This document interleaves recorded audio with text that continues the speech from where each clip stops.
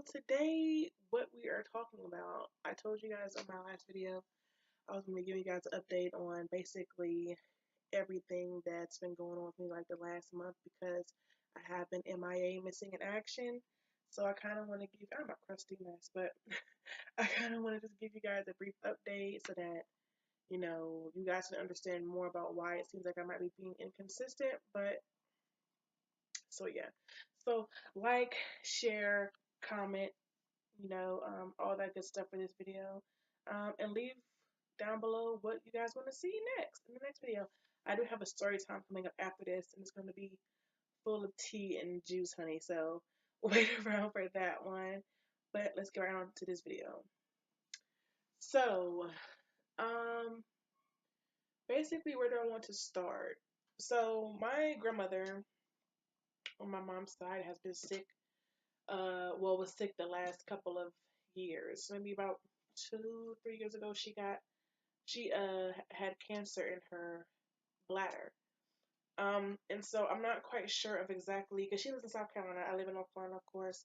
So I wasn't really there for the whole process of her going through chemo and things of that nature. So I'm not quite sure exactly what happened to her. But long story short, I believe she had her tumor removed, and she was getting better.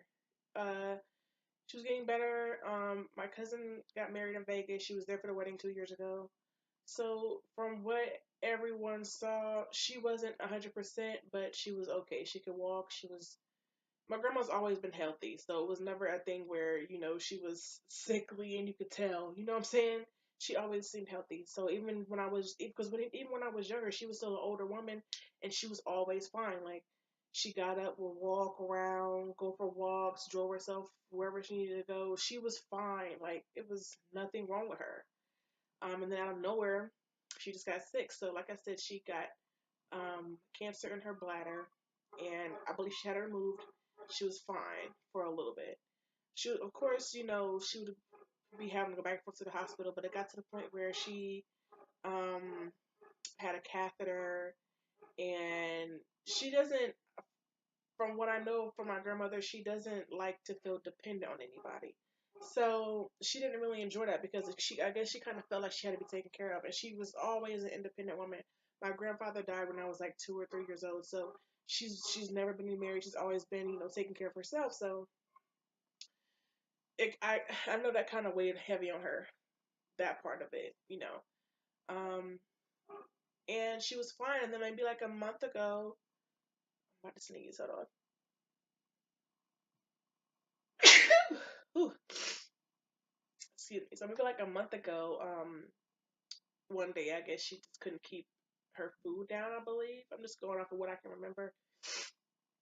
She couldn't keep her food down, and she went to the hospital. And she was once she got in there, she never came back out of the hospital. There was many things going on with her. I believe her kidneys were shutting down, her organs were shutting down. She couldn't keep food down. And eventually she just became kind of unresponsive. To where she wasn't really talking. Her eyes were never really open.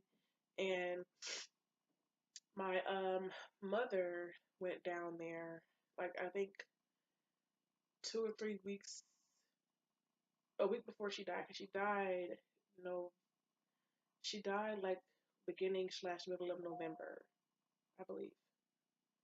I don't really have the dates, but my mom's birthday was November 19th. Her funeral was that Friday before. She died that Sunday prior. So yeah, my mom went down there that weekend. That she died, and she was unresponsive. And then when my mom got home to Durham, she died like an hour or so after. Um, and it was crazy because they told us that she would have 6 months left to live. And so, when somebody gives you that kind of time, they're probably not going to make it all the way to that 6 month period. But we were saying, okay, maybe like 3 or 4 months we'd have to where, she'd at least be here for Christmas, and, people would have time to get themselves together. And it was like literally when they gave us that 6 month time period, 2 days later, if that, a day and a half, 2 days later, she died. You know what I'm saying? So nobody was really prepared for that.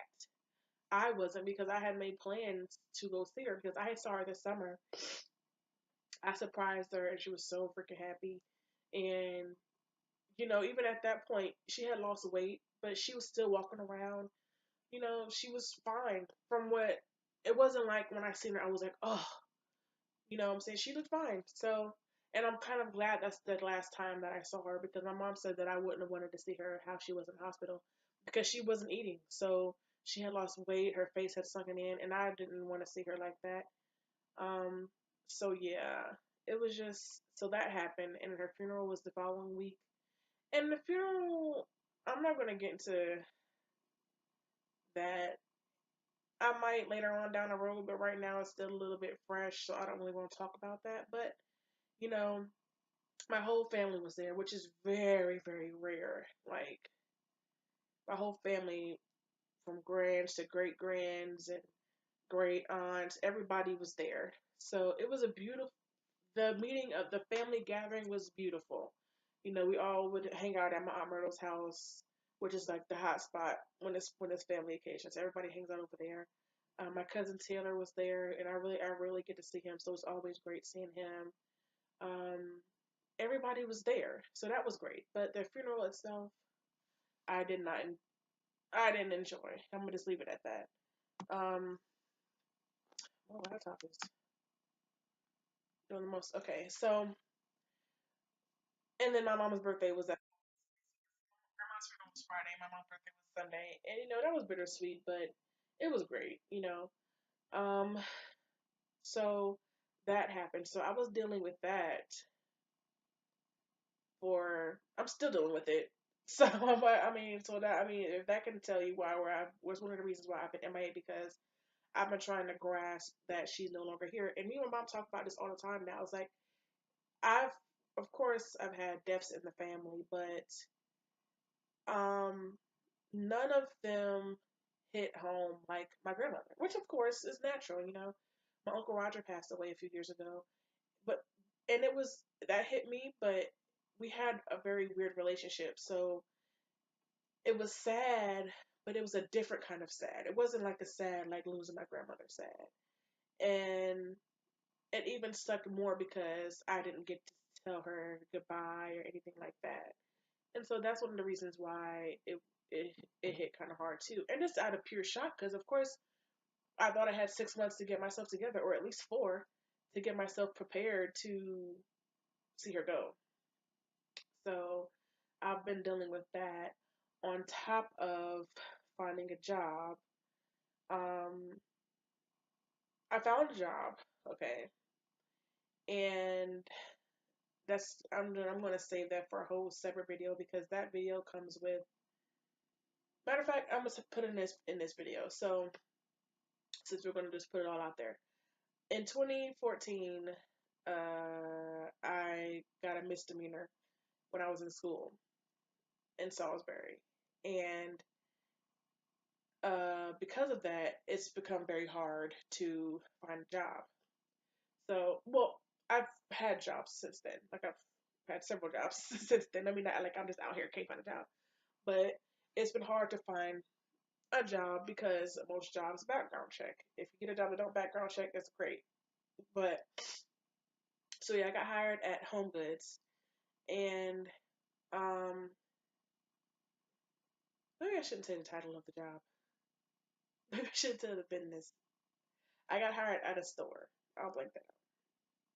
I got hired at a store, and um, I had been working there for the last 3 weeks. Getting stupid hours. Fine, fine job.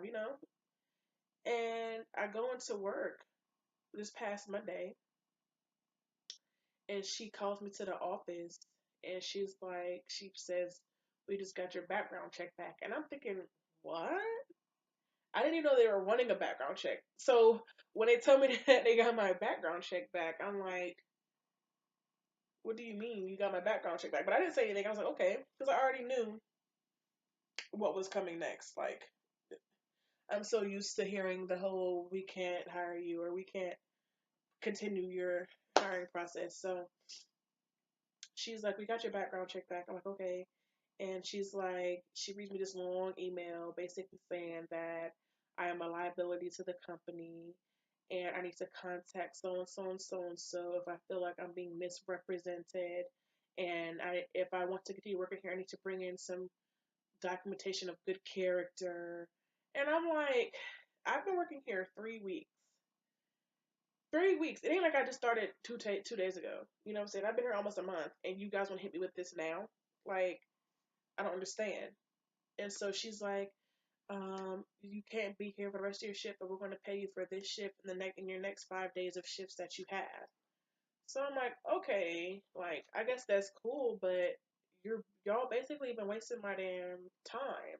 Like I've been coming, mind you, this isn't like around the corner job. My job is 25 minutes away from my house. So you could have called me these last 2 or 3 days when I've been off of work and let me know this. You have me come into work at a scheduled time. I'm on the schedule for today and the rest of the week. And when I get here, you want to tell me this and tell me that I have to go back home. And basically, I have 5 days to bring in good character documentation or I will no longer be employed.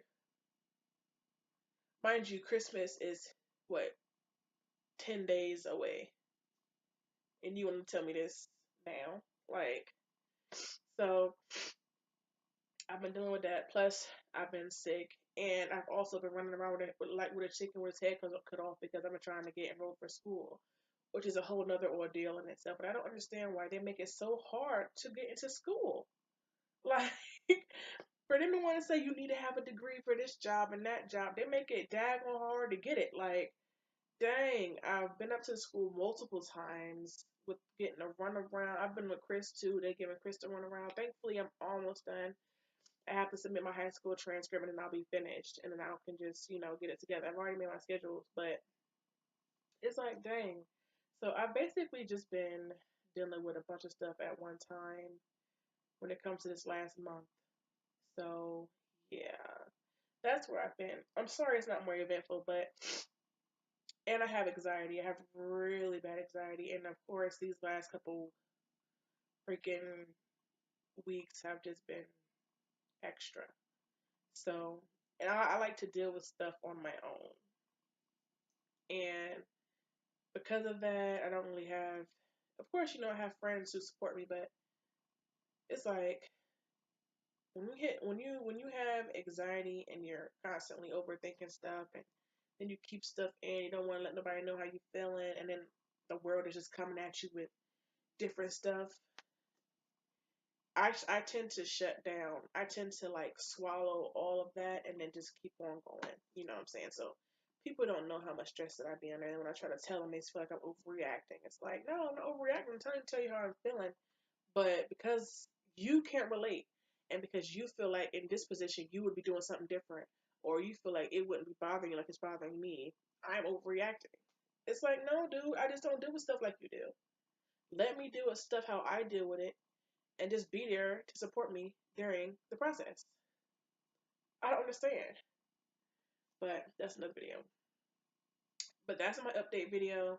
Right now, for my job, I guess I have my mom said she wrote me a letter, but it's like because it's like I don't have nobody that's just that has any letters of good character. I'm a good person.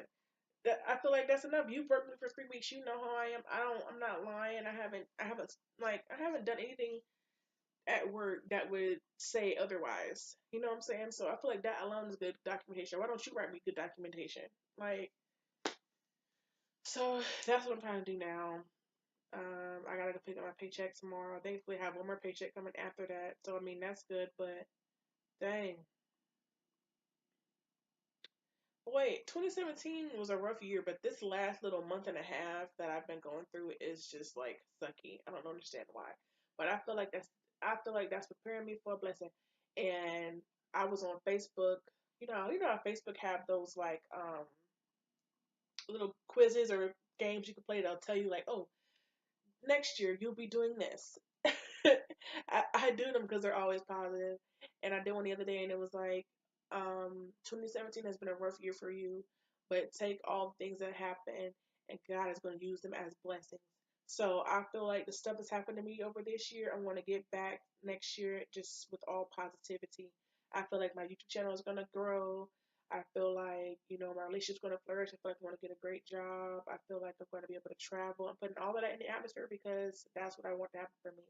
Because this year has been like, what? A lot. So yeah. That's all. I hope you guys enjoy this video.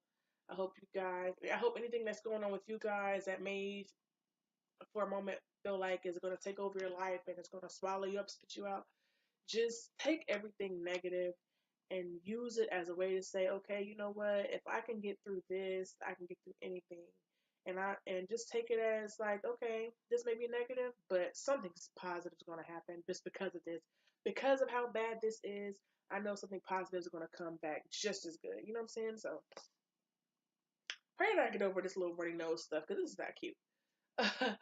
But yeah, I hope you guys enjoyed the video. Leave me some comments below, some words of encouragement.